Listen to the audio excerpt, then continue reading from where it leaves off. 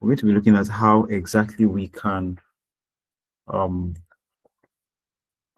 okay, today is actually a mock defense class. You're welcome to tonight's mock thesis defense class. So hosted by the Right Verb Research Community. So this is a thesis defense mastery class. We'll cover in today's class um, what you need to look out for. If, like for most people now, our thesis is very big. I think for most people that I'm working with, at least some people on the call, I've seen their final thesis is over 140 something pages, some 150, some 160 something pages. So what exactly are you supposed to read that you use to answer? What exactly are you going to read that you use to answer questions when you get to the defense hall?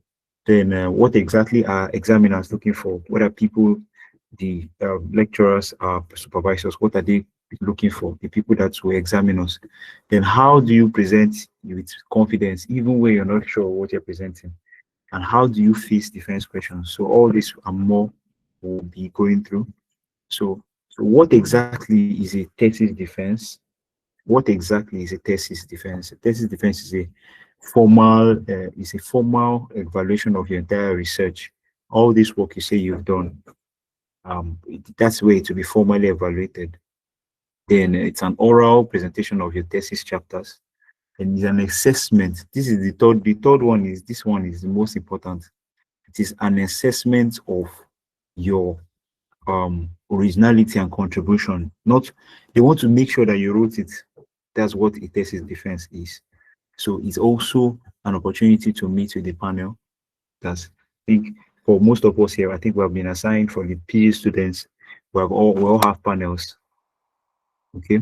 So it's just what a thesis defense is about. So what do examiners typically want to see generally? So they want to see a clear problem statement. That statement of problem that is clear. You cannot say I want to discover how does it say I want to discover River Niger and River Benue. It has already been discovered hundreds of years ago. So it has to be something that is unique. Even if your work is not unique, find the problem that is unique. And also they want to see strong literature review. I've made this very, very clear. I think I need to let me just get out of here so that I can show us the difference between a proposal and so when you're going to your when you're going to defend, you see what the different thing you need to show them. It's not just like your proposal defense. For the proposal defense, it was quite different. So I'm going to show you just what a proposal looks like, and then after that, I'll show you how what a thesis looks like and why we need to. Let me see if this is a proposal. Okay, this was one. I think this was one we wrote live here in the class. It's not a full proposal, but let me see if okay, cannot do. Let me open the live proposal. Okay, this is still in main work. So now, typically what I'm trying to show us is that a thesis differs from a proposal as per you need to know different your thesis and literature review needs to be richer. I've had calls from one or two of us that are asking of me different questions like it's not just after my proposal is to just do chapter 4 and 5 and submit. And I had to tell them no, it's not really like that. You need to still do extra work. You need to still do okay, like this is what I wanted to show us. So for some of us that are using phone, let me make it big. So now this is a typical proposal that was written. This is a typical proposal. So you can see that this proposal is just 25 pages. Some of us, if you remember, your proposal was just 30 pages because and the literature review was just like 10 or maybe 4 or 5 pages. So what they want to see is that from this proposal that you just defined a few concepts, you're able to deliver something like this. You're able to deliver something like, let's say, something like this, for instance. you're able to deliver something like this. Or let me use this one now. Um, Let me open a full thesis so you can see what we're looking out for. So when you're writing, exactly when you're writing, you can be able to know, okay, this is my thesis.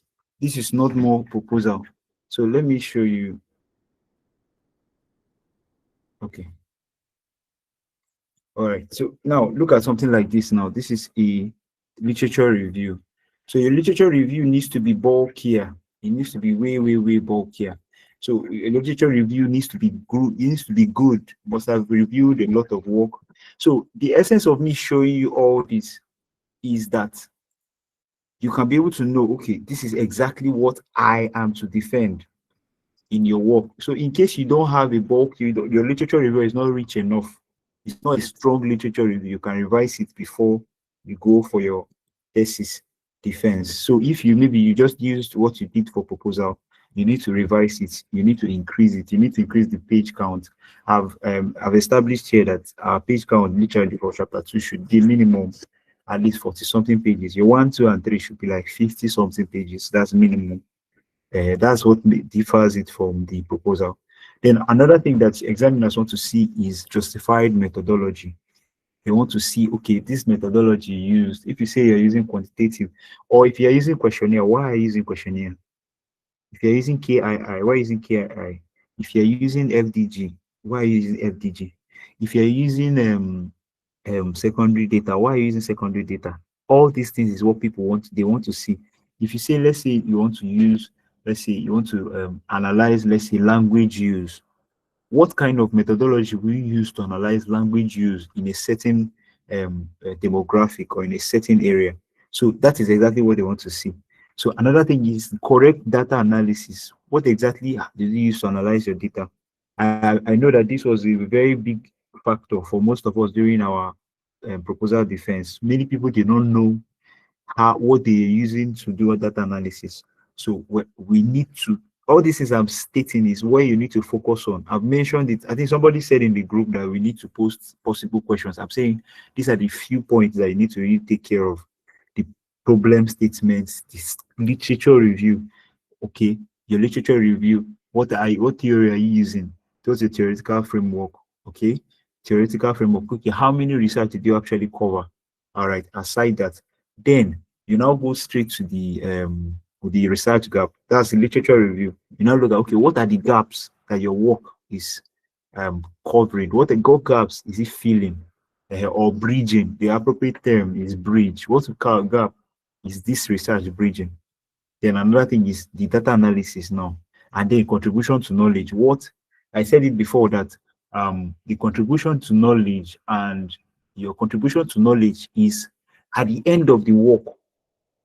What results did you get that you will add to knowledge that has not been there before? That is what is contribution to knowledge. So the research gap and contribution to knowledge are quite different. Research gap is like, this is what I discovered. I discovered that there's no study that can check the use of AI among secondary school students in Imo State. Now, your contribution to knowledge is that I discovered that 63% of students in Imo State are now using AI for their assignments. That's your contribution. You see the difference. Research gap is from this research I covered. I did not see, I couldn't find, um, I couldn't find enough, I couldn't find any tool or software that can stop drug use, that monitors drug use in Lagos State. But my contribution in knowledge is I've discovered we've been able to develop with our app, we've been able to develop and see that we have about 40%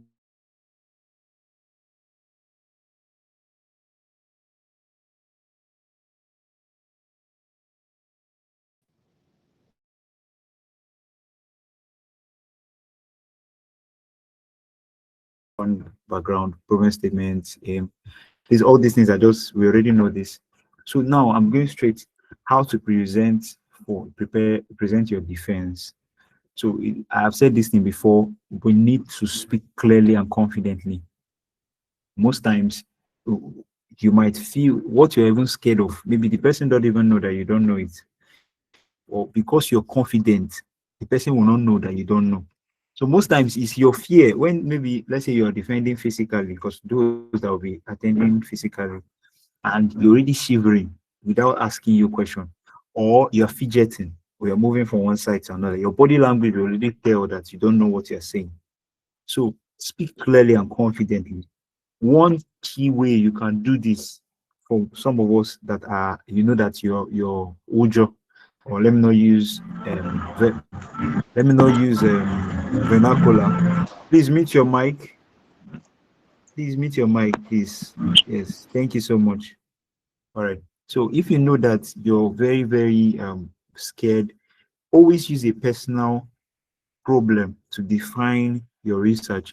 Let's say, for instance, can somebody give me an just give me a random topic? I want somebody to give me a random topic, just any topic at all. Gender differential.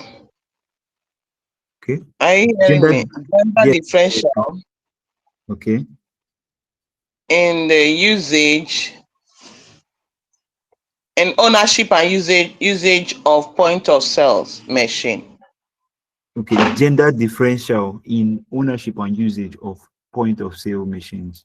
So Yeah. somebody now asks you, now this is what I mean. I don't know this topic. I have not read it. I don't know anything about it.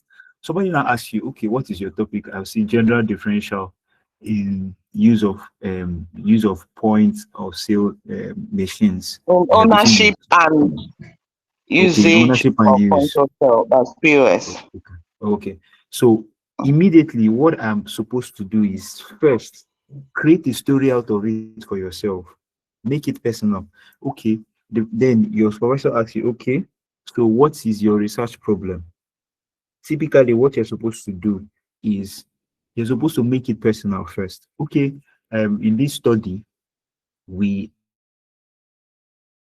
analyzed how different men, what's the difference between men and women using point of sale terminals in a certain or a selected area. So personally, you can now start including your own story. So I noticed that in my area, most times there's a certain gender that uses some kind of they use point of sale machines, and it's a certain gender that is always employed. This I'm using my personal experience now in my personal area. Now I'm saying in my area I've noticed that a certain gender, in fact women, are more likely, more okay, so that you cannot skew the outcome. You can see a certain gender. I noticed that a certain gender, it seems like a certain gender uses this point of sale. There are most of the people that are using point of sale machines along the marketplaces, along the commercial areas of my city. But however, if you come closer, you notice that it is owned by a probably another gender. So that is sparked my enthusiasm, it sparked my curiosity to discover what exactly is the real metric. I've not seen this topic. Oh, I've never heard it till now, but But I you're really on am point. explaining You're it. on point. Yes, exactly. Because I am making it personal. I've never heard it before. I don't know the topic. But because I now made it like it's what I'm seeing in my life. So it's now looking like it's my topic because I know it as I'm now putting my own problem that I've seen.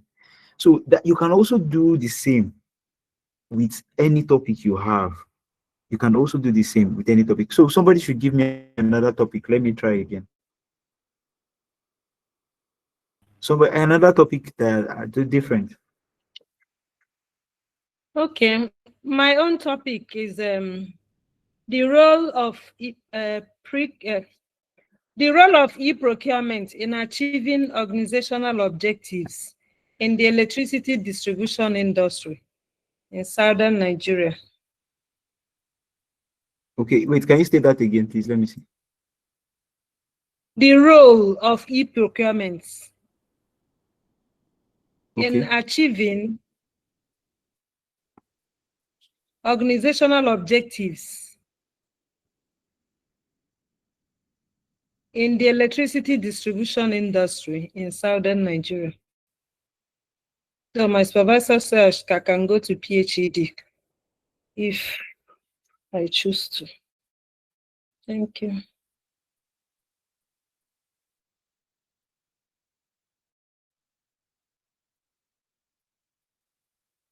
Hello, can you hear me? We can hear you. Okay, so US, please can you restate your topic? You said the role of. The role of e-procurement. Okay, go ahead. In achieving organizational objectives.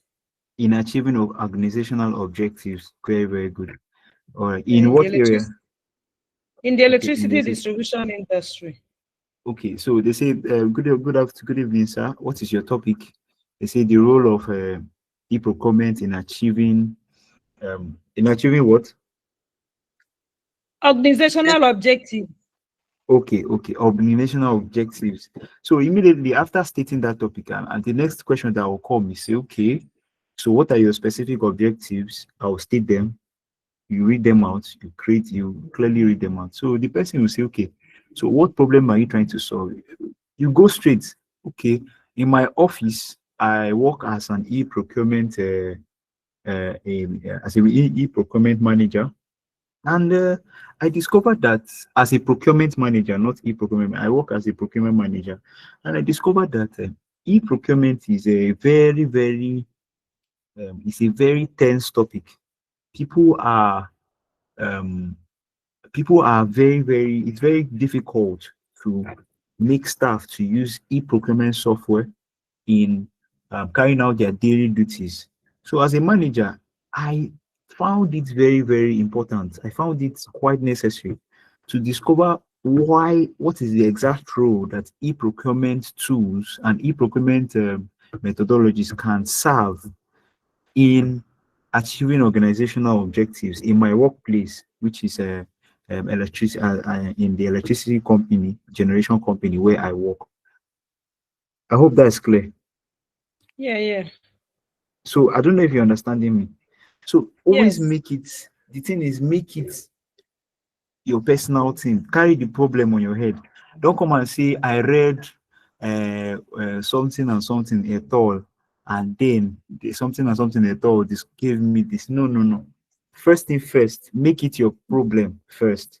When you make it your problem, find the way you will start, you will even be talking, you will not know where the ideas are coming from. Because you start remembering things that where is this story coming out from? It's your story. Nobody can argue you because it's your story. But when you start saying something like for some people, the supervisor just gave me the topic and I started researching on it, and they will ask you, which research did you research? Then you start calling names that maybe you're not sure of.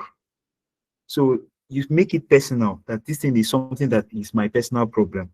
All right. So that's the key of speaking clearly and confidently. When you make it personal, you speak clearly and confidently. Okay. Okay. Yes. All right. Then number 2 is avoid reading your slides verbatim. Your PowerPoint slide is the main work might be too big for you. Some of us, our work is over 100 and something pages. It's quite big. So your main work might be quite dense for you to read. So most times is you can browse through these points of this part: problem statement, literature, the methodology and data analysis, and then contribution. These ones are few you can browse through, but your slide should be your head. That one is a non-negotiable. Your slide should be your head, because it's just like highest, maybe your slide should not be maybe 15 slides. So it should be something that you can just read out, you can just explain without having to just resort back to looking. So that's the reason why you should use short bullet points. Just use short bullet points instead of having long sentences. Short bullet, so you can explain on it the way you want to without making mistake. So for those that are actually going to be physical, make eye contact. That's one of the best ways you can present. Look at them in their eye and say it confidently. Keep your story to very, very calm and very, very straightforward. And then you make eye contact and you speak. And keep your visuals very simple. Visuals, what do you mean by the visuals that we're talking about here is your charts, your bar charts, your pie charts. So don't come and do something that you cannot explain. There are different kind of charts. So, but it's better you keep it simple. That's maybe like bar chart, pie chart, so you can just easily explain it to them. Okay. Then the common mistakes to avoid is the reading of slide. You understand? Your reading of slide, you just be reading it out as if no, no, no. Try and just memorize it. It's not hard. This one night, if you read it one night before the next day, you can be able to understand it and just have it in your mind. A slide is not, you can decide to read just the slide fully, then the text is you browse through. But the slide should be able to be in your head. Then the another mistake you need to avoid is the weak methodology explanation. What I mean by weak methodology explanation is that sometimes we don't know exactly why we carried out, why we used this methodology. Why exactly did you choose it? Okay, I'm going to use somebody here. I don't know, Prof, are you still on the call? Yeah, I'm with you. Okay, sir, please, can you state your topic, please, sir? Pardon? Can you state your topic for your research? No. Okay. Knowledge, attitude, and perception of domestic violence targeted at men in Rivers State. Okay. All right. So, please, what methodology, what methods did you use to carry out a research, sir? I used a mixed method to carry out Okay. the research, which Okay. involves quantitative and qualitative sources of data, as well as interview method to Okay. ascertain those who have witnessed domestic violence against men, when it comes to physical beating, sexual denial, financial coercing to get control, Okay. either in the house. And it is Okay. usually perpetuated between intimate partnership affairs. Okay. Okay. That's good. All right. So, why did you choose mixed method? I choose mixed method in order to have an in-depth knowledge of people's knowledge, awareness, and their attitude when it comes to domestic violence. And especially, domestic violence is mostly common when it comes to women and children, but there are less literature and awareness against men.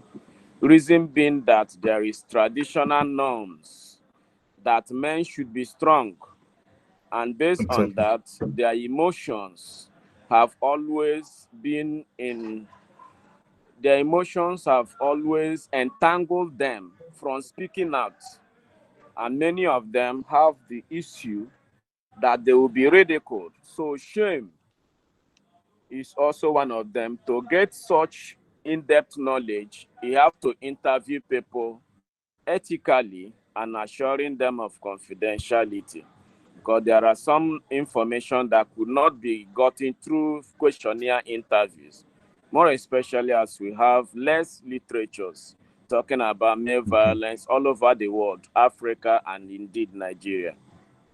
Okay. Thank you so much, sir. Thank you. Please, let's put our Professor hands together for Elida, that. well done. Let's let's put our hands together, please. This is amazing. Good, good. I am clapping for you, sir. Yes, Thank you so much. so Yeah, thank you very much. That was clearly explained. You see, what as I said, when a weak methodology, that it's the way he stated it now. You see how he told a story now. If you don't know, he has told a story, man, because of what is happening in Africa, because of this. This is his story. Me, if you ask me that story now, I'll tell my own story inside it. Yeah, so you ask me one question, but I'll find a way and make it my own. So you will not come and ask me a question. If you ask me in my question about my story, I will tell you. But you will not come and I will not come and say this and that. So, but I would like to chip in something as an additional to what Prof has explained now. Whenever you're explaining your methodology in terms of your mixed methods, in terms of why you are choosing one certain methodology over another, qualitative, quantitative, mixed method, you always have to resort back to research. Let me explain. Your methodology, if maybe your research problem might not be research based, your research problem, like why exactly did you choose this research? What problem are you solving? You can say it's your office, you can, but an a possible means of explaining why you chose a methodology is from research, actually. Like Prof just said now that there's lack of research, lack of adequate research on actually this issue of male violence. So he had to, because of lack of research, he had to resort to taking both qualitative and quantitative responses to be able to get a fuller picture of what is happening on ground. So for your own now, you can, that is his own explanation. Your own explanation could be, if I'm the one now, if you ask me this question, I will say, looking at the few research I found, I discovered that most of them used mixed method.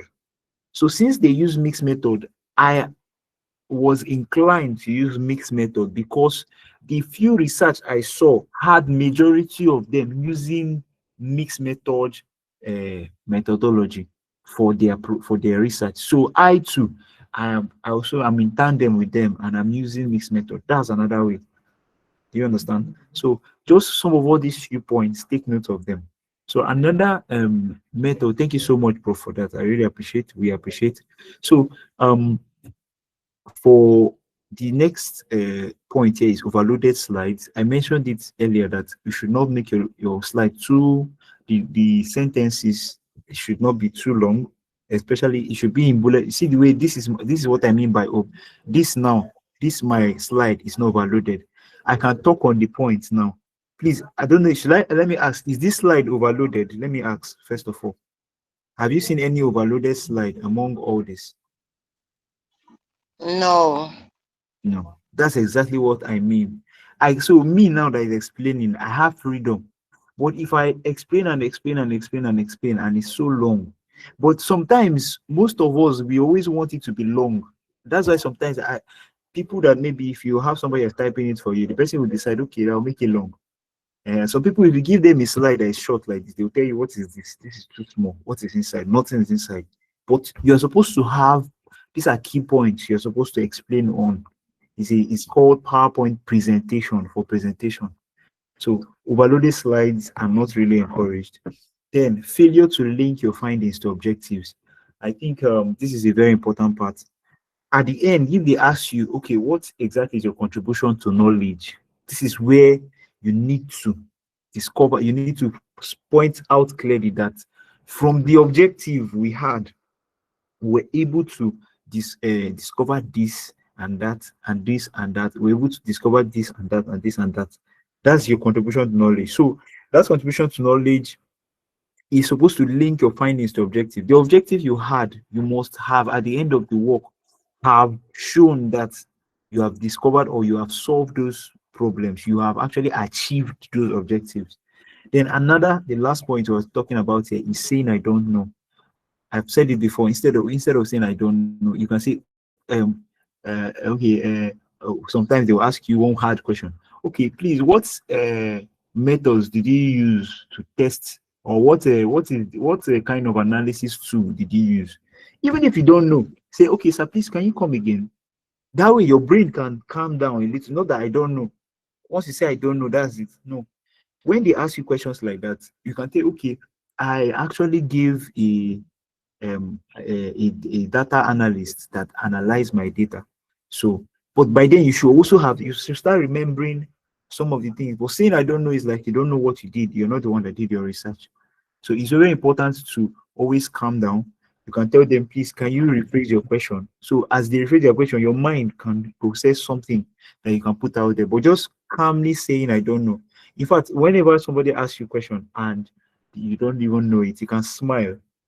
Can you just tell the person, okay, sorry, I need to either take a bit or to think about it, or I just explain a bit further on the process I took, Or you can actually resort to saying, sir, please, can you restate your question? Something like that, so that you can come up with something that can fill in there. It's always very important. Very, very, this thing I'm saying, I think is one of the biggest issues we're having. So people just believe if they don't know, I'll just state it clearly. It shows you did not do your research. If you did your research, you will know what to say at every point. All right. So now, how to answer defense questions is number one is listening fully. Um, listening fully, not just to answer before they finish talking. The person just said, "Give me your maybe your prof in your defense hall." Just says, "Can you state your objectives?" He has not even finished talking. You have started like as if you know too much. Allow them finish talking. Then you pause before you answer. Give a pause, smile, then you answer. Then you also use based on my study. It's very, very good.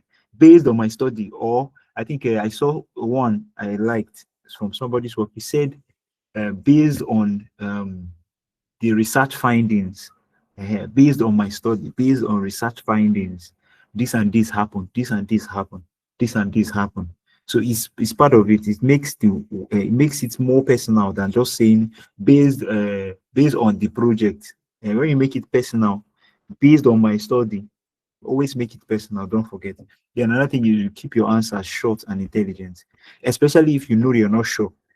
Just go straight to the point, short, intelligent, smile, be calm, relaxed, and I think that's the best advice strategy I can give you for that. Okay, so this ones now, I'm going to leave this slide. All this slide is all going to be here. I just had to just write all these things down. I had to write all these things down. Um, all these things that you I'm seeing, I just wrote it down so that you can just have like you can have. I'll still drop more defense questions, possible defense questions on the group.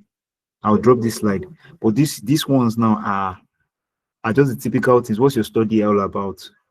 What gap did you feel? I've already mentioned it. What's the topic? Why did you choose this methodology? You see, what are the key findings? What exactly are the key findings of this research? Okay, so these are the other ones that can come up if your supervisor maybe or somebody that is defending you wants to go deeper. So the tips I'll give you for those that are researching, because I want somebody that can give me his work. Maybe if you want me to use your work for the defense, you can drop it on the group. If you have maybe a work, or drop it in my DM right now, and drop it in my DM or drop it on the group. I will actually look at it now and just maybe give you a kind of a pep defense. So, but I want I want somebody, maybe I want somebody that is also good in defense to defend me if possible.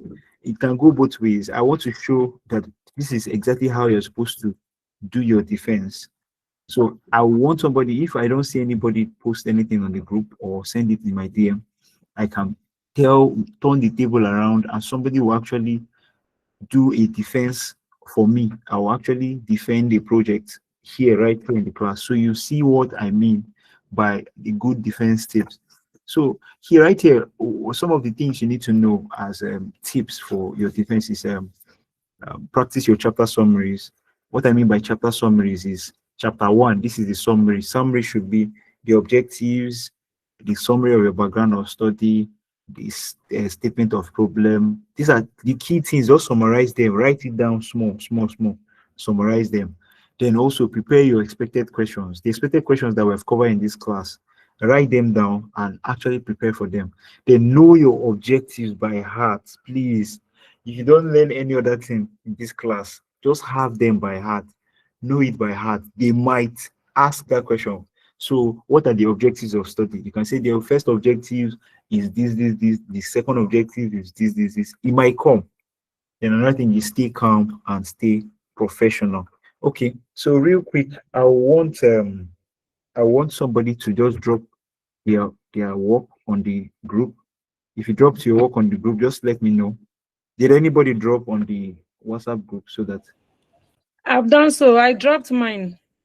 Okay, all right. Thank you very much. So let's quickly go to the WhatsApp group and let's go.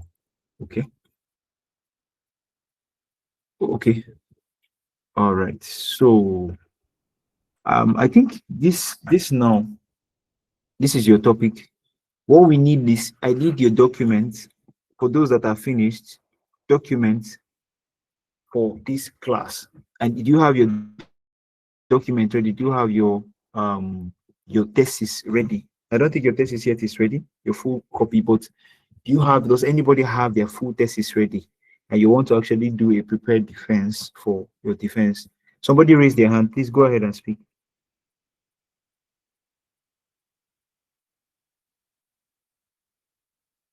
Okay, I thought somebody raised their hand. Does anybody have a prepared thesis that you want us to defend on? Okay. All right. I want somebody then that has his thesis to ask me questions. Let's say, based on all these things that we have said, listening to all the stories that we have said, all the points you have raised, if you know that you can actually defend me as a supervisor or as a panelist on that day, let's say on that day now, you want to, you know how they did you your proposal, and you're looking for somebody to pour it out on. So I am challenging you now. I'll be the student now. You'll be the supervisor. So I want you to defend. You ask me questions based on your research. You ask me questions and you see how I respond to them. Even when I don't know, you see how I respond to them. So I want somebody to volunteer for that. I want somebody to volunteer for that, for this mock defense class. So I'm still open. If you have your thesis and you still want us to do that mock defense, send me the copy right now. I will do it. But for now, can somebody just okay, I'll just nominate a prof. Prof, please go ahead. You can actually ask me questions based on your research as a research supervisor. So I want you to do that so that others can learn from how I respond to your research. I've not seen your research before. I've not, okay, probably I've seen it before, but once, but I want them to see how to respond even when I'm not sure. Okay. From your research, you mentioned that your population is 400. How did you Okay. arrive at the 400 population sample of 400? Okay. Okay. Thank you very much. Thank you very much, sir. This is, I arrived at 400 by using the exact population from the National Population Commission of men. I gathered from the National Population Commission in the census that was carried out. I gathered that the number of men in Aaron Duzogo is about 3,500. So using that population, I was able to use the Taro Yemani 1967 formula method, and I calculated using that formula, and I discovered, and at the end of that calculation I discovered that I calculated that the population was 400 people. That's how I arrived at a sample size of 400.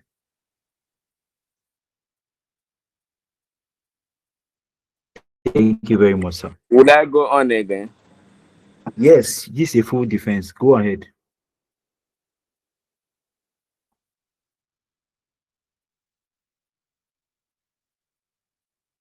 Any other person if you have more questions, you can How ask did me. you I achieve mean, of how did you? What is your research gap? Okay. All right. My research gap, as a professional in the in counseling services, I discovered that as a counselor, as a professional counselor, that's my work. I discovered that a lot of men actually, they hide behind their scars and they don't speak about it. I discovered personally that men tend to be more quieter, if I should say, on the issues of abuse. Women speak out more than men. So as in the process of carrying out this, coming up with a research topic for this research, I decided that it should be a noble gesture to find out what exactly is the situation on ground. And I decided to use Arondizogo because I happen to know one or two different people there that have gone through such situations. And I decided that I'll use that area because it is well known to me to carry out this research. Thank you very much.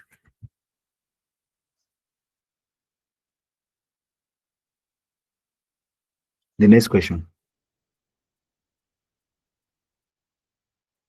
Hello, sorry, Ikenna. Someone is sending a message of personalization. I don't know if you've seen it. Okay. You Okay. can throw On more the light is on. it on the Yes, let on me the see. check, Is it please. on the Thank you. WhatsApp platform or where? No, on this. Okay. Okay, they are always asking about operationalization. Okay. This one is operationalization of terms. This is operationalization of terms. Operationalization of terms is how exactly did you the key concepts that has to do with the work. I don't know if I'm answering it perfectly, but operationalization of terms is the key concepts that are in the work. Let's say, for instance, now the variables of the work. How exactly did you That should target be for those chapter variables? 2. That Yeah? should be the literature review. Operationalization of terms most likely is sometimes is in chapter 1. We didn't most for space operationalization of terms we did not show up in our it's not in our schedule, it's not in our system of events, it's not what we usually are used to in space. So but in case they ask you, you're just going to answer based on what exactly you used for your data analysis, the variables is the variables they are asking for. When you say, how did you operationalize your term? Just tell them that, okay, we're able to calculate for this variable. This is exactly how we're able to test for it. This is exactly how we're able to test for it. What I'm referring to is based on your hypothesis. We're able to test for this hypothesis. This is what we got. We're able to get test for this hypothesis. This is what we got. So when you come up with hypothesis, it tends to test those things. So even when your conceptual framework, it's what you're trying to do is you're putting together a framework that will actually test the different variables that are aligned, both the independent variable and the dependent variable. So what you're just going to respond with whenever they talk about superposition of terms is taking it to the hypothesis testing, which you carried out in your chapter 4, the result of that hypothesis testing. So I don't know if that is clear. I hope that is clear. I still need more questions based on this topic that we just talked about. And if you have somebody that has, I think we only have 6 minutes that is left here. So I think we just have 2 or 3 more minutes. You have more questions. You feel like maybe they ask you a question during your proposal defense and you want to ask me that question. Go ahead. I'll answer it. What tools did you use in the analysis of your work? In your What tools? Okay. All yes, right. analytical All right. tools. Okay. For the first objective, which is um to identify the demographics of men that are abused in Arondizogo, I discovered I used SPSS as well as Excel to analyze the different responses, and I presented it in charts, in bar chart and pie chart, and as well as tables, which you can see in the chapter 4. Yes, thank you so much. So as for the chapter objective 2, for the objective 2, which is to identify the linkage between between verbalizing abuse and its reduction in reportage. I was able to analyze that using ANOVA. That was SPSS. So I used SPSS as a software and I did analysis. I was able to get the ANOVA analysis for it to find the linkage between these two different factors. Then for the objective 3, which is actually how to stop the effect of abuse in men from transferring to other to their dependents, I was able to use SPSS to I used chi-square and SPSS. I was able to use it to find those linkages, and I presented it in tables as well as in charts. Then the number 4 um, objective, which is actually to find recommendations or to identify different strategies that work in making men to be more expressive whenever they are abused. I use open content analysis. I use open content analysis, thematic analysis. So I use thematic analysis uh, um, with Vivo. I was able to identify the common themes from the open-ended responses, and I presented them in tables in the chapter 4. Thank you very much. All right, somebody raised their hand. Please go ahead and speak. That means you paid attention to training, and by training, Please go ahead and speak. Somebody asked questions. Somebody raised their hand. soteria, right? Soteria salvation. Okay, through faith. Okay. So, do we have any questions? Okay, go ahead, Ma. Go ahead and speak, please. That is through the Okay. faith. During my proposal defense, because I'm working on an e-procurement in electricity distribution industry in southern Nigeria. Yes. So it's not Yes. only the one in Port Harcourt here. Okay. There are some other like Abojeko and other ones. So, Yes. but since I'm working in this organization, a particular Yes. organization, it was easier for me to get only Data. majority in PhD. So during my defense, my supervisor was asking me, and I explained I couldn't really get much response from other discos. So it was like maybe I should concentrate in my own industry instead of extending it, since I couldn't get enough response to, back up that general. Okay.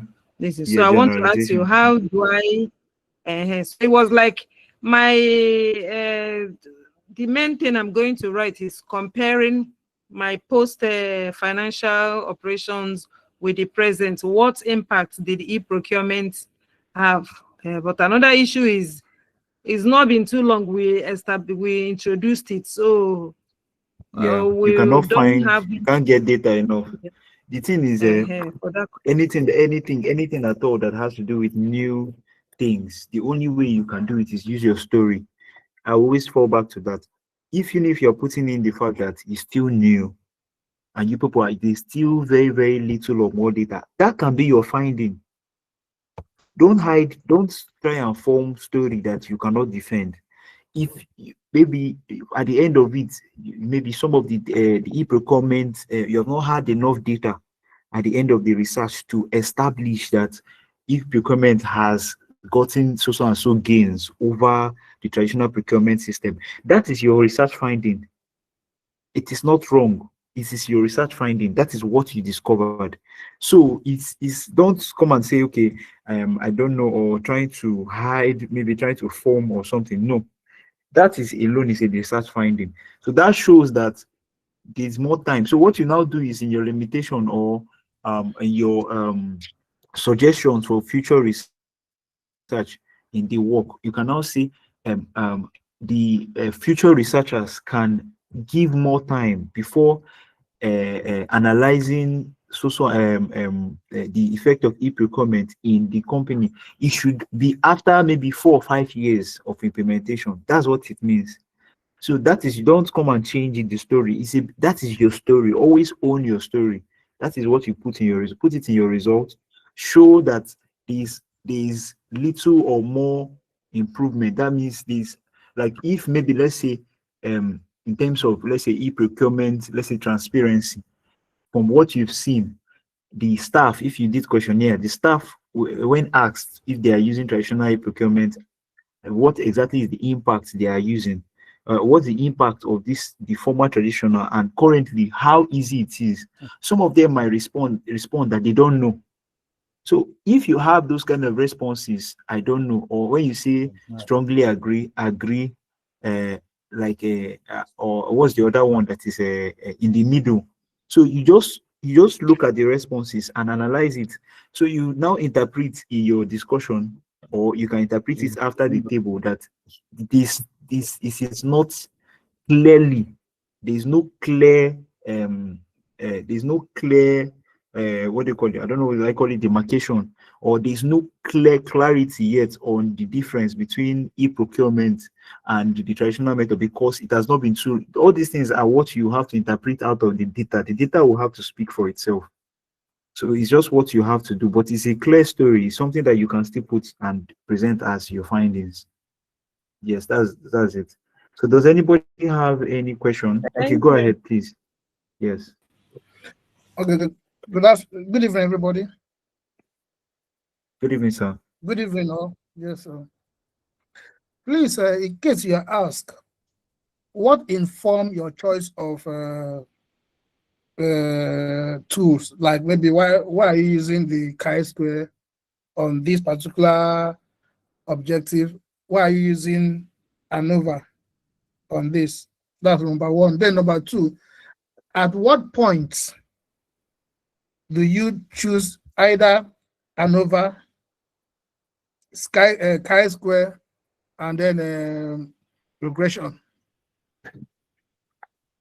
Okay. At what point did you choose chi-square, ANOVA, and Chi-square, then regression? ANOVA, regression. Yes. Then simple or linear, just linear regression or double regression. Okay. All this now, both chi-square, ANOVA, all these are SPSS different. There are different methods you can use to analyze your data, and it depends on the variables of the work. It depends on the variables of the work. There are two ways you can actually explain why you did that. Number one is if your variables, for instance, you're comparing variables. If you're comparing variables, you can be able to use, let's say, let me give an instance. Let me use an example of a topic. For instance, you could have maybe based on the objectives of your work and the data that you have collected. If the variables are things that are meant to be compared, you can say, okay, I'm using chi-square. All these things I can't I can't give you, let's say this is a clear, is when you look at, okay, these are the variables. I have like 3 variables. I should use regression here to be able to establish the links between them. If you have, let's say, 2 variables, I'm going to use chi-square. So all these things now just depend on how many variables you have in the work and actually the tools that you have to analyze it. So, but the safe way you can explain why, the easy way, because that one now is for a statistician. The easy way, what I would advise you to use as a method, why exactly the reason why you choose this different is you look at the research that you have reviewed for your chapter 2. Okay, I reviewed this research, and for their work, they were able to use regression. They use this. That is one way you can explain that. Because normally, if everything is in line, if things are actually the way it's supposed to be, you're supposed to look at other work that has been done. You're supposed to look back. That's the reason why you do literature review comes before methodology. Your literature review is so that you look at the methods. If you look at your empirical review, you analyze each research and say he carried out 234 questionnaires, and he did an over this. He did a regression. He did this. So if you look at those now from the empirical review, you can say, okay, I'm picking out these tools. I'll be able to use these tools. I'll be able to use these tools to be able to analyze the data. But the first reason is based on the variables of the work. I don't know if I've understood, if I've made it very clear, sir. Okay, I'm following. I'm following. Okay, all right. So I don't know Yeah. if you have any other question. So go ahead. You ask another question, Abby. What the other question I asked was, I think I skipped my mind right now. It was okay. If you explain the other one about the citing examples from the Yes. work you have reviewed, that the Yes. tools that I was using that work was Yes. was maybe a regression, and therefore you are compelled to Yes. only use that to go your research. Is that you should be Yes. able to use the already established method and arrive Yes. at the Yes. same at the Yes. same Yes. answer, or something slightly different from what that. Yes. Um. Exactly. Okay. Maybe when I get other thing, I will call you. Okay, all right. So does anybody Please, have I want yes, to do please, this? Okay, go ahead. regression. Please, can Yes, you explain to me what it means? I know it is not a tool, maybe it's a method of yes. It's a method, analyzing. yes. Yes. So, what does it mean, and Okay, where does it come in? Please, thank you. okay. When does it come in? All right. This is going to be a very, very full. It's going to be a long. Let me actually. I would rather open up my software so that we can see it being in play. We can see how. Okay. Let me see if I can. Okay. On this PC now, I cannot send. I can't export it. But regression analysis is simply a method. You just use a method that you use in SPSS to be able to evaluate findings against another, to be able to know the correlation, to know their meeting point. That's exactly what regression is about. So regression is analyzing these concepts against another one. What exactly has this one against another? Let me give an instance now. Let's say we're looking at the concept of let me what's the last research? Let's say spatial demographics. The aspect of spatial demographics now. And in spatial demographics now, you're looking at age at the same time, and maybe a certain age of people give maybe people from 24 to 40 years, they are like 60% of your demographic. They are 60% of people that are in your research. Now, 60% of people that answered your questionnaire is between the age of 24 to 40. Now, you now have in that same research that those that strongly agreed that smoking is fun is about 40%. So you can be able to use the both concepts of age as against people that identified smoking as being fun, to be able to carry out a regression analysis to know, okay, is there any correlation? Is there something that joins them? Does it mean that when you are between 24 to 40, it means that you see smoking as fun? Then after 40, you now see it as it's no more fun. So regression is when you have multiple regression. Now multiple regression is when you're now looking at, let's say, um three to four different variables. That's age. You're looking at age. You're looking at population. You're now looking at another one. So when you now have multiple regression, you put age versus this in the first one, then this one versus population. So it's like you're pairing them, you're putting them in pairs to know what exactly is the resultant effect of when you statistically analyze the both factors as against the other one. I don't know if that is clear. Yes, sir, it's very clear. But Okay, so where go yes, ahead. do we present it under?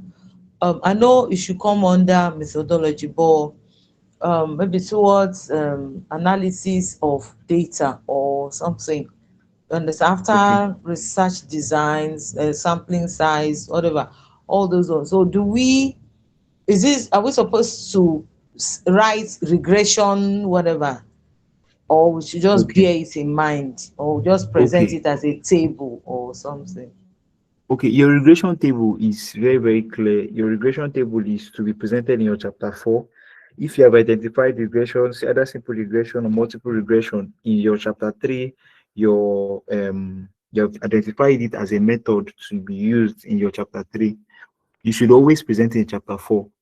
That is what present it, and you test based on the objectives. Your chapter 4 should be ordered by objectives. Your chapter 4 should be objective 1, a result for objective 1, result for objective 2, result for objective 3. Then you can now present the regression analysis based on those objectives. So I'll show us, maybe I'll give us like an instance now. Okay, please, somebody's raising up her hand. Please go ahead. Okay, I want her to understand that regression is a tool that you will use to analyze your objective. That's the Okay, first thing. If all right. your objective does not need regression, you don't have to put regression.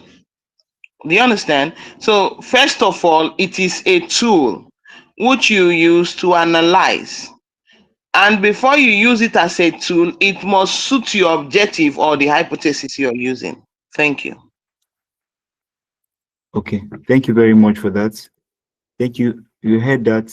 So I'm going to just show us something like a regression table coming. So I'm going to show us what a regression table looks like, so we can see um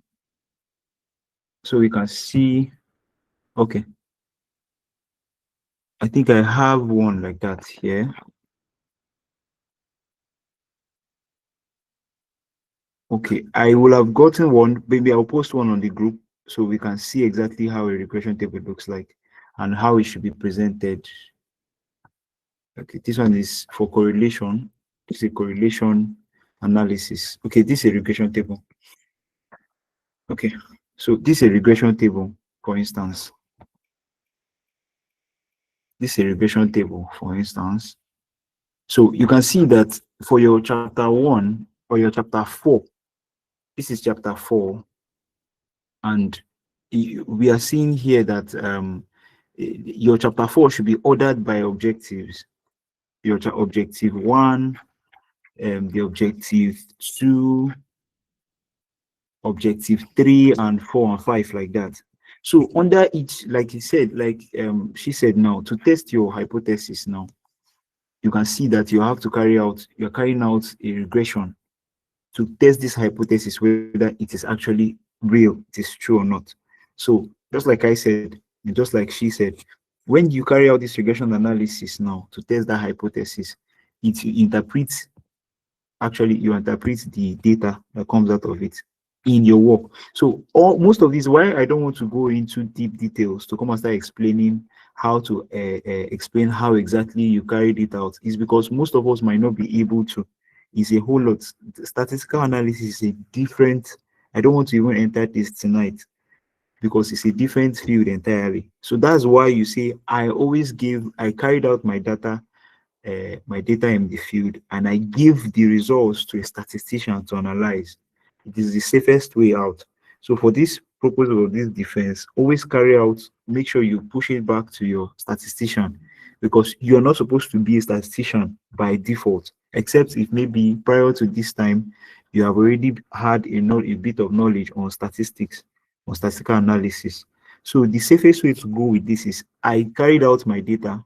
Go ahead, please. You can go ahead. Okay, sir. Sorry for interrupting the class. I just want to inform us that I don't know our time for the class is already has expired. I don't know how we can go about it. Okay. Okay. All right. I think we'll soon be through. We have few minutes. Let's give it let's Some people 15 are still minutes. interested in the class. So if you're not interested, you can excuse us. Okay. Don't worry. He's our community manager. He's supposed to do that. So Sorry about that, please. okay, no problem. So the thing is, when you now Okay. look at this, you look at this, for instance, now, and based on this objective now, and based on the hypothesis for the objective, hypothesis 1, that internal control systems have significant effect on procurement fraud prevention. So you have to use a correlation test and a regression analysis for this. So that is the job of a statistician. So if we explain it now, we will not understand it. If I start breaking down the constant, how exactly we can be able to test both this and then the internal control system, you might not understand it. For the purpose of your defense, don't focus on cramming anything that has to do with this.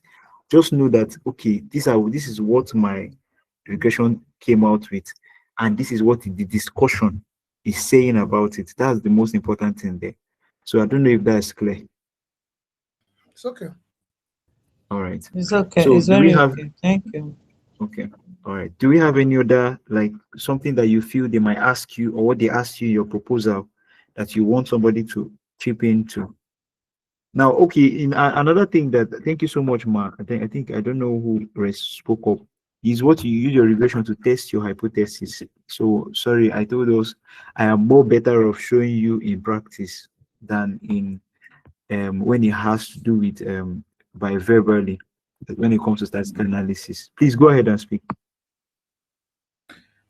Uh, if you are asked, say that I'm carrying out my work is based on the influence of lobbying on programming decisions, looking at the ethical boundaries and then governance challenges. And Yes. in one of my presentations, I was asked to give a real life, that is, have I gone to a particular office and I'm able to get that the contract awarded Yes. was based on lobbying. Yes. How Yeah. can you I want this? remember. Well, to me, that kind of question was, when I was asked, of course, I was taken aback because it was I like remember. giving I out remember them asking you that. giving out an information Yes. which can damage a firm. Yes. And you are Yes. doing a Yes. research. And under Yes. that Yes. research, you have already told them that everything you gathered here It's confidential. is confidential. So in Exactly. that kind of situation, how do you handle that kind of case? Because that was one of the things that I was being told, and I was asked to go and review it. And honestly, I don't know how can one handle such a situation. Okay. I don't know if there's a better person than me that will answer this. I don't know, Prof, other people Oh, that are on the on that day, the examiner was like saying that is like an abstract that is not you can't quantify it, and that people can't. That how can somebody come out openly and tell you that we gave bribe? That sometimes it's difficult to lay hands to get proper this. I know he was just arguing towards that direction that day. That was what I was well, trying to tell him. That you can nobody can come out and give that kind of information. okay. Go ahead and speak. Somebody's raising their hand. Please go ahead. Okay, you can easily say that it's not part of your work, because before you start your defense, you should be able to say this is the scope of your work. So you say it is not part of your research, that these are your limitation in this research. That's all. For me, because you are not going to tell people how many people are bribing and the people that are not bribing. I don't think it's part of your work. So you just tell them Exactly. that it's not inclusive in your work, that this is your focus while you are doing the research. Okay. Exactly. Thank you so much, ma'am. Thanks. Yes. So I think that's a brilliant answer. It's not part of your work. For me, I'll stick on the confidentiality of this finding. Everything is presented in the work. If I even found out, I think I have an ethical consideration to look at confidentiality. I will not release that kind of data, but I presented it as part of my findings, which is in the research. I think that's even better off than I don't know. So I think that's a great answer. Thank you so much, Ma. So do we have any other because we are running out of time. I want to show us how to share our screen. I don't know if that will be a factor and issue again. So Mr. Ike, please, I will beg you that I believe that yes, this sir. session has been recorded, to share Yes. the recording version on the platform. Okay. It's already been recorded. You can go on YouTube. It's on YouTube. It's live on YouTube, so you can see everything. It's on YouTube. So once you go to YouTube, you can see there. It's already been like right now. Everything is there on YouTube. So I Okay, want to show us how is it to. on the platform? Yes, you said. The YouTube link, is it on the platform, sir? Yes, yes. Just go to our page now on YouTube. It's live. It's still going to be live every time there. Okay. Yes. So I'll show us right now. Let me show us. Some of us, I think some of us say we're using Zoom. I think, was it Zoom we used last time? It was Please, can Zoom. somebody confirm? So Zoom. we're going to use Zoom. So we're going to use I Zoom think it's Zoom. quickly. So this is, we're going to be using, in fact, for some of us that are for the journals we're going to be publishing next year, we're going to be doing it live on Zoom. From next year, we're going to be using Zoom live for our meetings, not Google Meet, because of we'll be having more of practicals in our journal writing process. Because after now, after this month, please go ahead and speak. Go ahead. We'll be using more of Zoom. Sorry, I would want you to also teach us how to make a wonderful PowerPoint from your work. There are some Okay. attractive PowerPoints I saw during the presentation, and it was like, it's very good. So, most times when Okay. you have a lot of things to say and you really want to remember them, you'll be tempted to clump your work. You understand? Yes. But some people say they can Yes. do it on Microsoft. You load your work Mm-hmm. and he will just do it for you. And I think it's a very good one if we'll be able to learn it. Okay. All right. I am for that. I think there are some tools. There are research tools that we use. I'll show you some of the AI tools we use. Let me just show you this um how to Share join our a screen. meeting. I'll share your screen. So for some of us that are not using laptops, I don't know how you can be able to do, I think it should be the same system. It should be the same system, but typically what you do is after you join the meeting, let's say for instance now, I'll just create a meeting. So let me just create a meeting now. Then I'll join. Let me create one. I'll create a meeting, a new meeting. I'll create a new meeting, for instance, so that for the purpose of this class, then I will,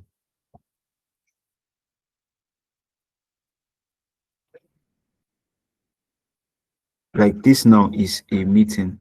So if you have your Zoom app, you can go ahead. Let me share the information for the meeting. So I want us to do like a live test. So I'll share the information, I'll share the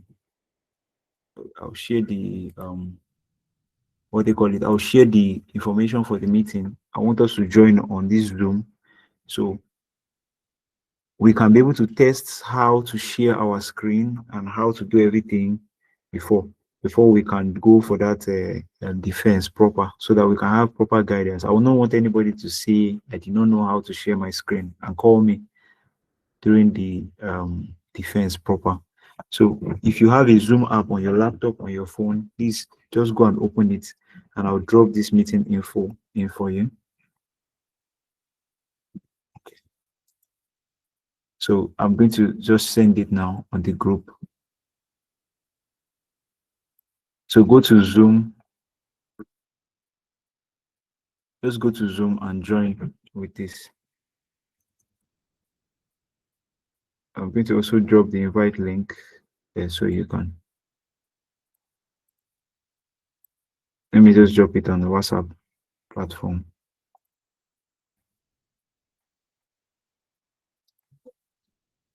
Okay, so this is the link. So just click on this link on the WhatsApp platform, and then you can then join with the meeting ID and the passcode. So I want to just show us how exactly we can join for some of us that do not know. Then from there, after we're done with that, maybe highest, I think by 9:30, we can quickly just show that PowerPoint. What are the tools I use for PowerPoint? Okay. Then let me go to this is the meeting ID and passcode. Okay, I see that Madam Ifoma has joined. So, okay. Then somebody else can join. Okay. I have joined. Very good. So everyone else you can join. So I want so click on the platform and go to just click on the link on the platform. Others, please join so that we can. Oh, very good. So it's very simple. If they give you the link, you can join using the link. And if they give you the meeting ID, if it's the meeting ID, for instance, now, this is what you do. If they give you just meeting ID, you can go here, you can go to join. When you go to open your Zoom app, you copy the meeting ID, for instance, and click, go to open the Zoom app, and you click on join. When you open join, you see where they say what is the meeting ID, you put it. Then you also go back, copy the passcode. That's if that is how they shared it for you. So as many as possible, please join the Zoom link so that we can test our screens, so that when you're sharing your screen, we will know how to share screen this night as against the defense proper. Please, if you're on this call, join the Zoom.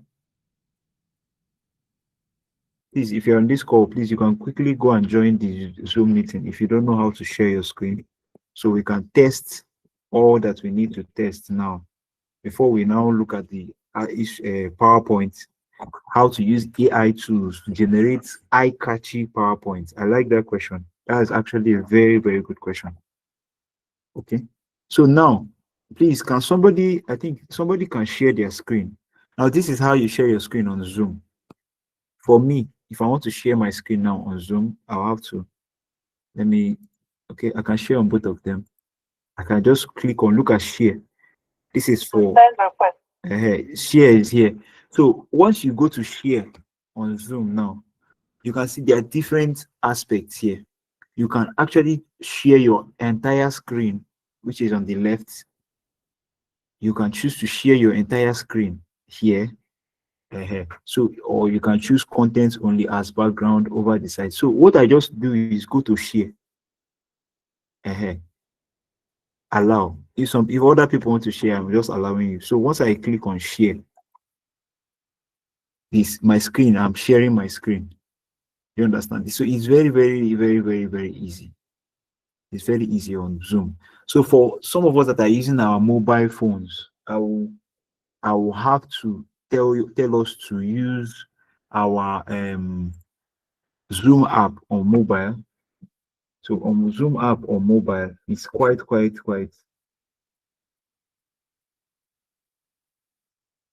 it's quite easy yourself. Once you click on share on that Zoom app on mobile. So what I'll do is I will step out, I've stopped sharing. So very, very good. Somebody is sharing her screen. So next person, another person, please share your screen. I especially want my able engineer herself, my engineer Kiro herself. Please, you can go ahead and share your own screen if you can. So many other people, please go ahead and share your screen. Okay. All right. Thank you so much. That's very, very good. Very, very, very good. So you see, you can unmute your mic and talk on it. You can unmute your mic so that you can see how that works. So nobody will have network issue on that day. I think Madam Edo Bustela, I think you can also test your own. And every other person you can test if you can. Okay. So I think this one is I think this should be Sir Martins. You can stop sharing now. I think your own is good. So other people, please share your screen. We want to make sure that everybody has the knowledge. It's not hard. Once you go to share, you can easily just share your screen. Click on share to share your screen. Where we used to have issues when you're using your mobile phone. It's where you're using your mobile phone.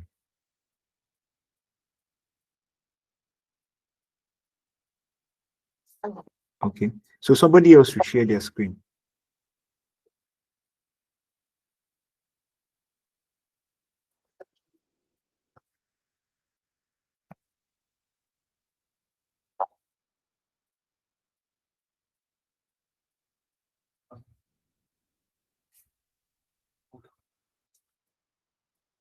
Okay. So somebody, you can stop sharing.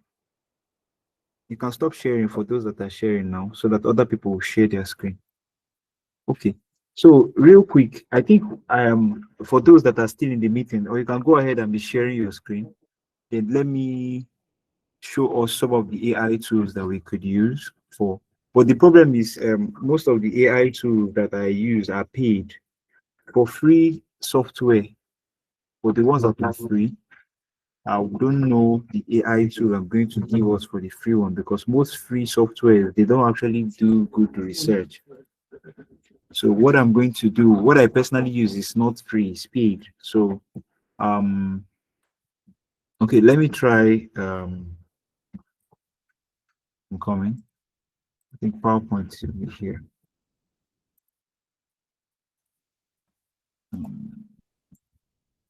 Okay. Okay, let me make this open. Is there anybody that knows a free tool that can give us very good? I think I will need Prof. I saw something that he used for his I saw something he used for one of his work, I think questionnaire, and I liked it. So I think Prof is usually our go-to source. My Prof, sir, please, do you have a tool that can give us very good um PowerPoints? Because I don't want to give this free. This one I'm about to give is paid, so I don't want to give something that you have to spend dollars on. Do you have something that is free, my Prof? I don't know if you're still on the call, sir. Microsoft Meet. Microsoft Microsoft, what? I think Microsoft team, they have a Okay. very good background for sharing.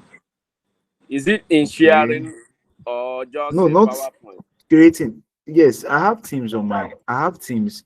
I Teams don't is want to good, give but I some. don't know whether all of us have, whether we I have all Teams have. on my phone. Okay. I have Teams, but the thing is, I am actually looking at something that is free.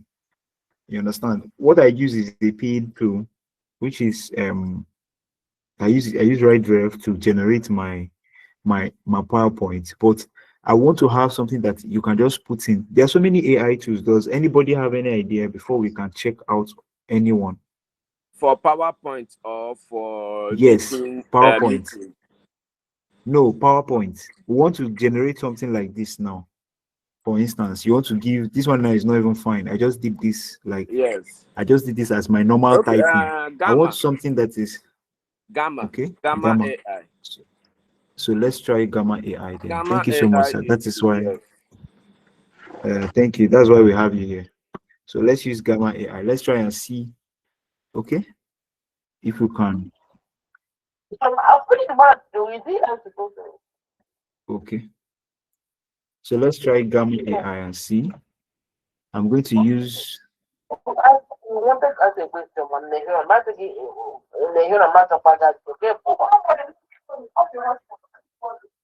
Okay. So please mute your mic or mute your mic. Okay. So let's now wait, let me not be too fast. What I did was I went to Gamma AI. I don't know if Madam is still on the call, because we are actually looking at this. This is the last. Okay, so we're going to use it and see for education. First of all, you just sign up. I just signed up. That's what I did. So now it's asking me, what do you plan to use Gamma? So I'll see for education. I don't know, Prof. Am I in line? Sir, what is come again? Am I in line based on the system I'm using? Am I going? Is it okay? I can go ahead, right?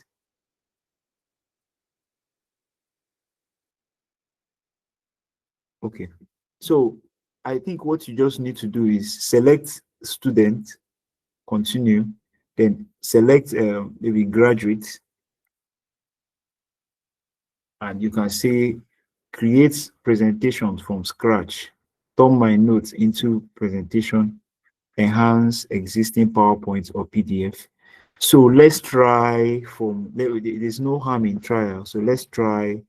If there's anybody that has used this tool, you can also speak up so that we can see, we can have more. But if not, let's see. So let me turn my notes into presentation. Just use hold on.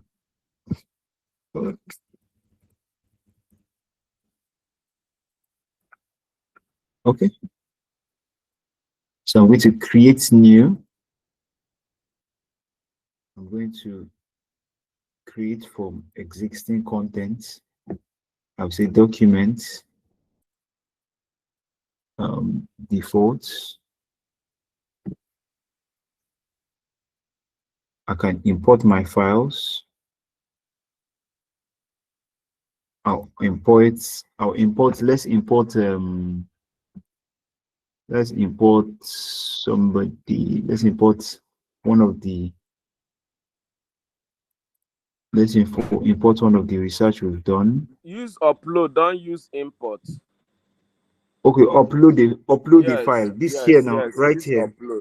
Yes. Okay, all right. I'm uploading. I'm looking for one that we can use that is already done.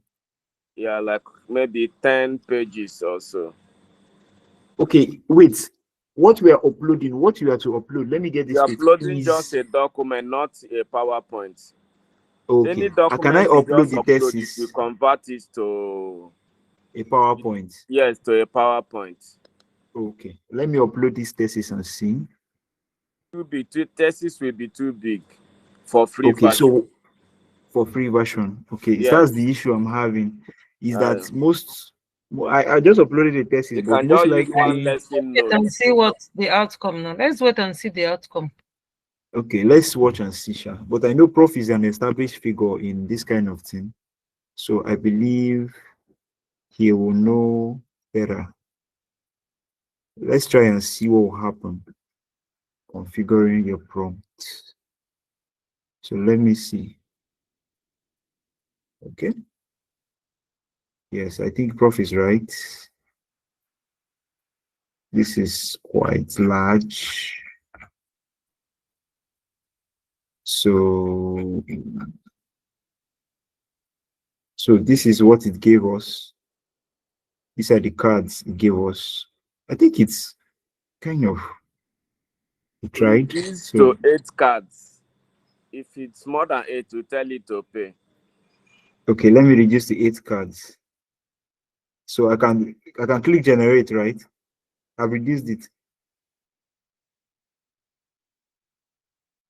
I've reduced it, so I'll click generate.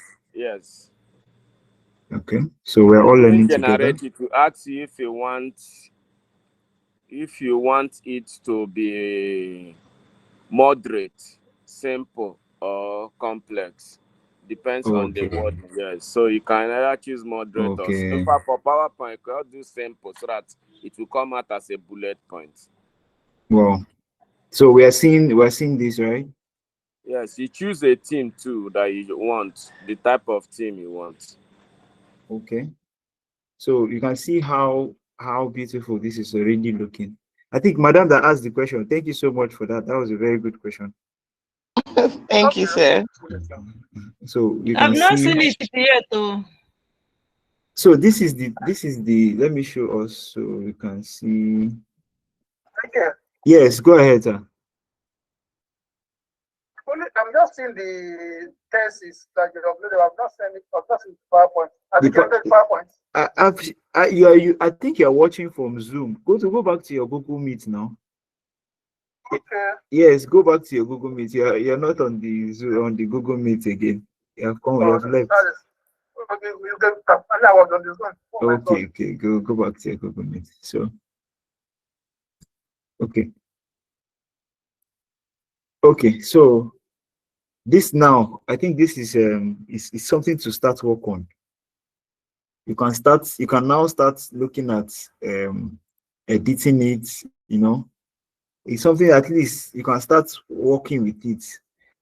The thing is, it only gave us 8 cards. It only gave us 8 on Wow, 10 so cards. good. Yeah. When it gives you 8, you can now be using the template to be increasing it when it has already, when you export it out. Okay, when you export it out, you can Yes, start you will increasing export it. You will see where they say export. Then from export, you will see PDF or PowerPoint. You choose PowerPoint. Okay, so can we export this share. now You out? see share. In share, then you now see import or something like that. Okay, so let's see. So let's Yeah, right hand side up. okay, share. Okay, then export. Export as PowerPoint. Is exporting for me as PowerPoint. Yes, yes. Okay. So let's try that. So let's try that and see. So, but the thing is, you now have to follow. You have to follow the. I think The prompt. somebody is on the Zoom. Somebody Okay, this is. one you're generating, I'm not seeing it yet. I'm just seeing a small, okay, cost benefit analysis. It's not that popped up. Yes. Okay. So no, I'm exporting it now. When I'm done exporting, then I will now open it up on the PowerPoint and edit it using the templates given by the school. So let it finish exporting now. Okay, it has exported. So let's see how it looks. Let's test and see. Wow, this is beautiful. So can we all see this? I can see it. Wow, this is good. Okay. So this, but you will need to you need to adjust it a bit. So if let's say now, for instance, now um I can, let's say a thesis, diploma thesis by this. So I can put my name first of all here, enable editing. Okay. So I can edit this. I'll put my name there. Then this one, I can, if maybe let's say, for instance, now I know that the thesis, this is what our structure looks like. Let me go to research. This is what our research looks like. Let's see. Templates. I think I have the template for CSPS here.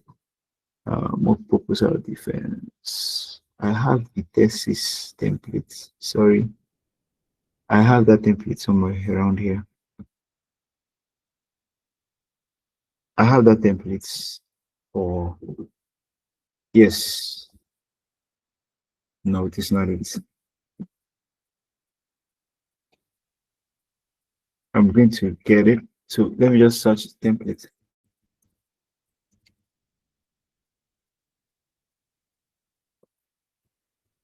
Okay.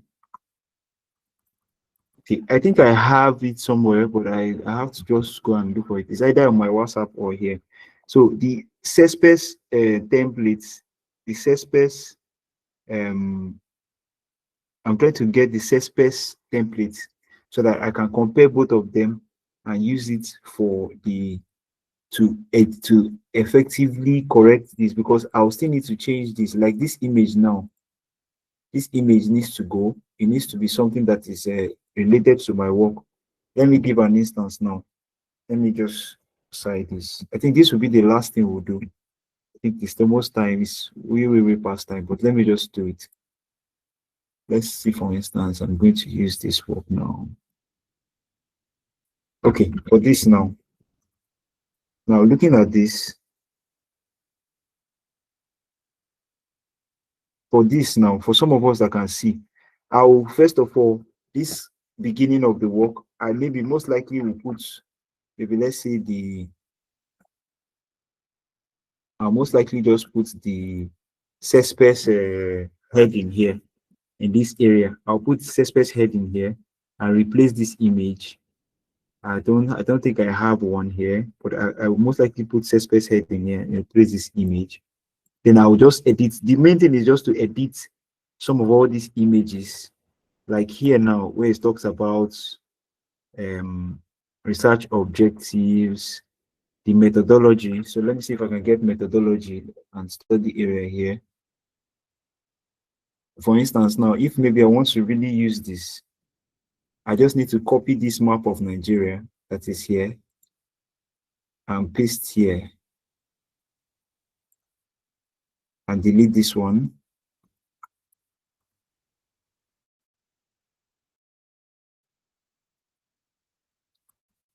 And delete this one here. Can we all see this, what I'm doing? Yes. Please, I hope we are seeing. So you are making this one now. You are now making it your own. So what I need is just copy this.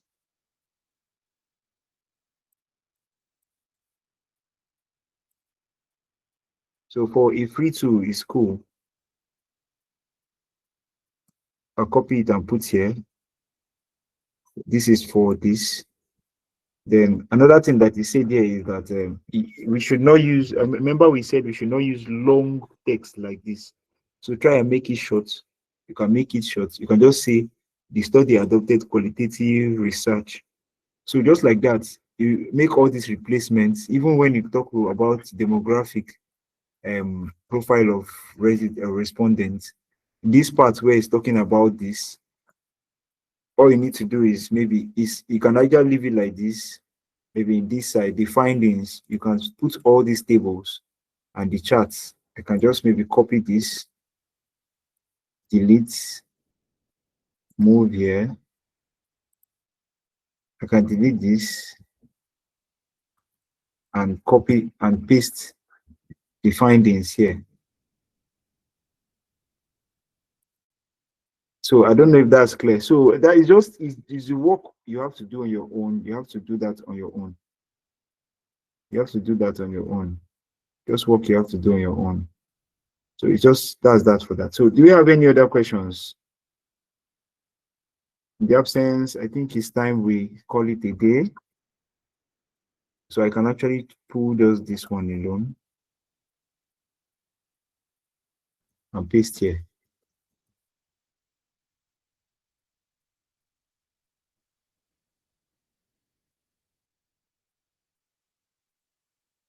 So do we have any questions? Any questions at all? All right. Thank you so much, everyone. Thank you for joining. I believe that our defense will go well. Everything will go well with it.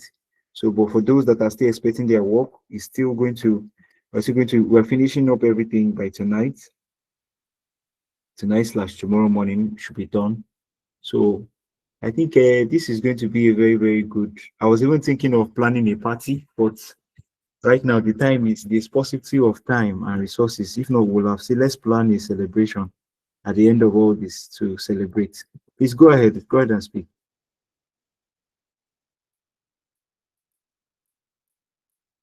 Hello, please go ahead and speak.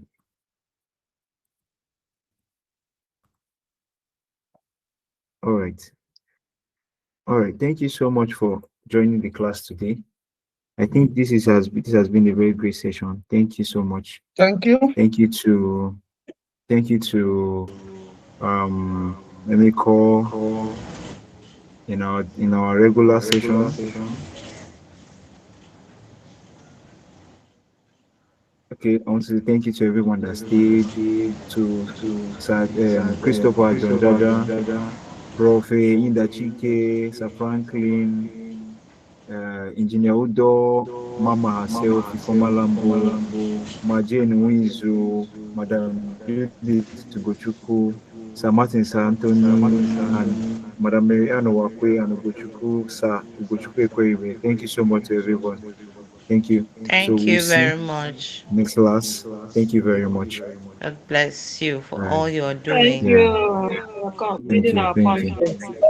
Thank Thank you. you. You're doing a great work.